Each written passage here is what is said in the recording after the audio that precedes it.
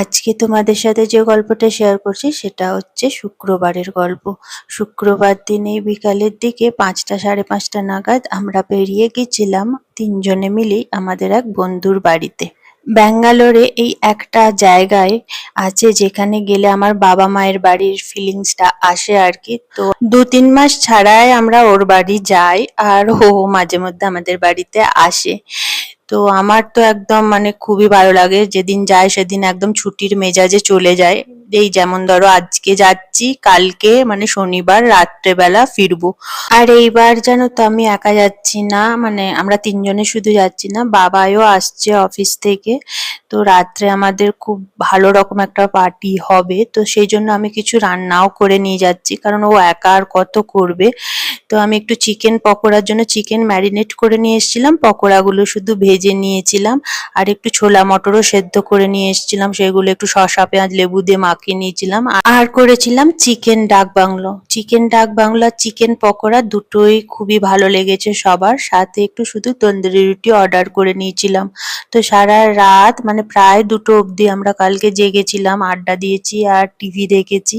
তো পরের দিন সকালে ঘুম থেকে উঠতে উঠতে সবার 10:30 বেজে গিয়েছিল। তো সকালে উঠে দেখলাম ওর যে রান্নার দিদি সে লুচির তরকারি করে ময়দা মেখে দিয়ে গেছে, আমি আগের দিন বলে রেখেছিলাম।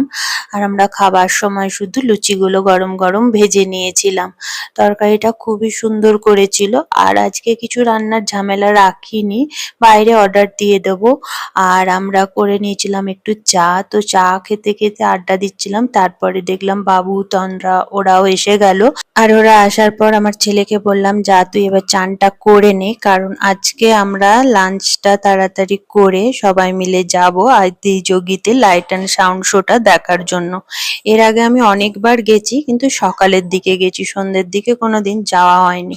তাই তাড়াতাড়ি করে লাঞ্চটা আমরা সেরে নিলাম। লাঞ্চের জন্য অর্ডার করা হয়েছিল, এখানে একটা রেস্টুরেন্ট আছে ক্যালকাটা বিরিয়ানি ক্লাব, সেখান থেকে বিরিয়ানি অর্ডার করা হয়েছিল, 3টে চিকেন বিরিয়ানি আর বাকি ছিল মাটন বিরিয়ানি। আর সত্যি বলতে কি আমাদের মনে হচ্ছিল ব্যাঙ্গালোরে বসে আমরা দাদা বৌদির বিরিয়ানি খাচ্ছি।